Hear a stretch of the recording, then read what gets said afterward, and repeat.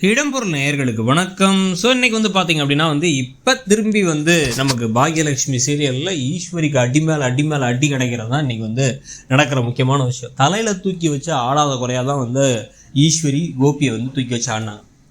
எனக்கு இருக்குது ஒத்த பிள்ளைக்கு என்ன வருது அப்படின்னு சொல்லிட்டு அவர் என்ன தப்பு செஞ்சாலும் மன்னிச்சிருவாங்க. பெத்த மனசு பித்து அப்படிங்கிறத கரெக்டாக இருப்பாங்க. அதே சமயத்தில் மற்ற எல்லாத்தையுமே விஷத்தனமாக தான் பேசுவாங்க. அவங்க பேசுகிற வார்த்தையே அப்படியே வலிக்கிற மாதிரி இருக்கும். அவ்வளோ காயப்படுத்துகிற மாதிரி விஷயங்கள்லாம் எல்லாத்த பற்றியும் பேசியிருக்காங்க. நேற்றே சொன்ன மாதிரி பாக்கியாவில் ஆரம்பித்து எழில் அமிர்தா ஜெனியிலேருந்து அதுக்கப்புறம் பாக்கியாவுடைய அம்மா, பாக்கியாவுடைய தம்பியோட ஒய்ஃபு அப்படின்னு சொல்லிட்டு எல்லாத்தையும் வீட்டுக்கு வரவங்க எல்லாத்தையும் தராமறையாக பேசுவாங்க.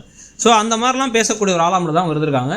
அப்படி இருக்கும் பொழுது இப்போ தான் அவங்களுக்கு நமக்கே ஒரு விஷயம் நடக்கும்போது எப்படி வலிக்குங்கிறது உங்களுக்கு புரியுது. ஸோ இதுக்கு நடுவில் இப்போ என்னென்னா இப்போ ஹாஸ்பிட்டலில் இப்போ இன்னமும் ராதிகா கோவப்பட்டே இருக்காங்க. கோபிக்கிட்ட உன்ட்ட பேசவே விருப்பப்படல, உன் மூஞ்சை பார்க்கவே பிடிக்கல அப்படின்னு கத்திக்கிட்டு இருக்கும்போது ஈஸ்வரி அங்கே வந்துடுறாங்க.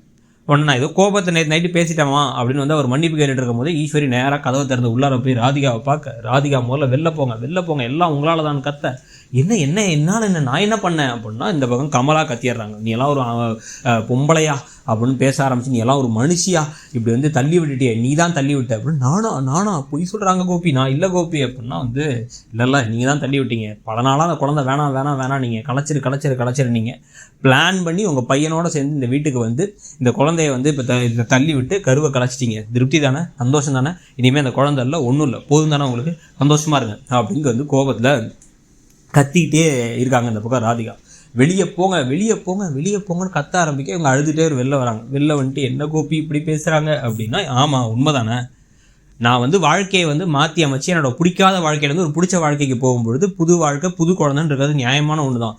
உலகம் முழுக்க இது நார்மலாக இருக்குது. ஆனால் உங்களுக்கு உங்கள் பேர குழந்தைங்க, உங்கள் ஹஸ்பண்டு,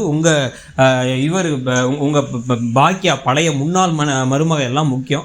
அதுக்காக நீங்கள் என் வாழ்க்கையை நிம்மதி இல்லாமல் பண்ணிட்டீங்க. என்கிட்ட கருவை கலைச்சிருந்தீங்க, என் பொண்டாட்டினே போய் கருவை கலைச்சிருந்தீங்க. இப்போ கடைசியில் உண்மையை கலைஞ்சே போயிடுச்சு. எல்லாம் உங்களால் தான். போதும், என்னை எவ்வளோ அசிங்கப்படுத்த முடியுமோ. இப்போ நீங்கள் சந்தோஷமாக இருக்கலாம்ல, நீங்கள் ரோட்டில் அப்படியே தலை நிமிர்ந்து நடக்கலாம். ஏன்னா ஊரில் யாரும் உங்களை எதுவும் கேட்க மாட்டாங்க. ஊருக்காக யோசிச்சு தானே எங்கள் வாழ்க்கையை அழிச்சிட்டிங்க இப்படின்ட்டு இந்த கருவே கலைஞ்சிருச்சு, என் குழந்தை செத்துருச்சு அப்படின்லாம் பேச இவங்களுக்கு என்ன பண்ணதில் அழுதுகிட்டே இருக்காங்க. நான் எதுவும் பண்ணல கோபி அப்படின்னா அவருக்கு எதுவுமே பேசாமல் திரும்பி உட்காந்துக்கிறாரு. இவங்க ஒன்றா அழுதுகிட்டே போய் இதை தாங்க முடியாமல் போயிட்டு என்ன பண்ணுறதுனே தெரியாமல் கீழே ஹாஸ்பிட்டல்லே இன்னொரு சேரில் போட்டு பாவமாக உட்காந்துருக்காங்க. உட்காந்துருக்கும் பொழுதே பாக்கியா ஏதோ அவங்க சரியாகவே இல்லை, ரொம்ப வருத்தமாக இருந்தாங்க, அவர் தான் ஏதோ பேசிட்டாரு அப்படின்னா அவங்க பேசிப்பாங்க, திருப்பி சரியாயிப்பாங்க, விடுங்க அப்படின்னு சொன்னாலும் கேட்கல. மனசே எனக்கு கேட்க மாட்டேங்குது. அத்தை ரொம்ப ஒரு மாதிரி இருந்தாங்க, நான் போய் பார்க்குறேன் அப்படின்னா, அங்கே எதுக்குமா போகிறேன் அப்படின்னா, அங்கே அத்தை மட்டும்தான் இருக்காங்க, அவங்களாம் ஹாஸ்பிட்டலில் இருக்காங்கன்னு கிளம்பி போகிறாங்க. கிளம்பி அங்கே போய் கதவை தட்டினா அவங்க யாரும் திறக்கவே இல்லை. திறக்கலன்னு உடனே இவங்களுக்கு ஒன்றும் புரியல.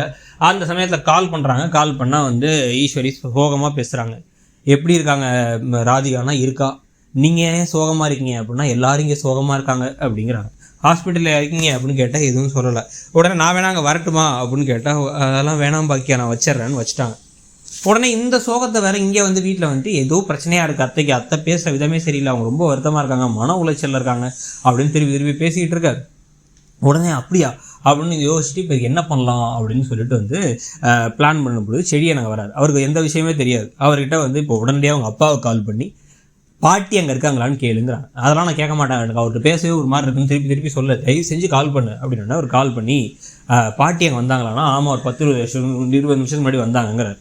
சரி ஓகே வந்தாங்க, சரி இப்போ எங்கே அப்படின்னா பக்கத்துலேயே இருக்காங்க அப்படின்னு கேட்டால், இல்லை இங்கே தான் பக்கத்தில் இருப்பாங்க அப்படிங்கிறாரு அவர். சரின்னு வச்ச உடனே அது ஏன் பக்கத்தில் இருப்பாங்கன்னு சொல்கிறாரு. அப்போ அவங்க பக்கத்தில் இல்லையா அப்படின்னா, ரூமுக்குள்ளே அவங்க வெளில இருப்பாங்க அப்படின்னா, இல்லை ஏதோ தப்பாக இருக்குது, அத்தையை நினச்சாலே எனக்கு பயமாக இருக்குது அப்படின்னு பதறிக்கிட்டு இருக்காங்க இந்த பக்கம் பாக்கியா தான். ஸோ அதோட இன்றைக்கி எபிசோட் முடியுது. ஸோ இன்றைக்கி எபிசோடை பற்றி நீங்கள் நினச்சிங்கிறத சொல்லுங்கள். தேங்க்யூ. இடம்பொருள் நேயர்களுக்கு வணக்கம். ஸோ இன்றைக்கி பார்த்தீங்க அப்படின்னா இப்போ திரும்பி நமக்கு பாக்யலட்சுமி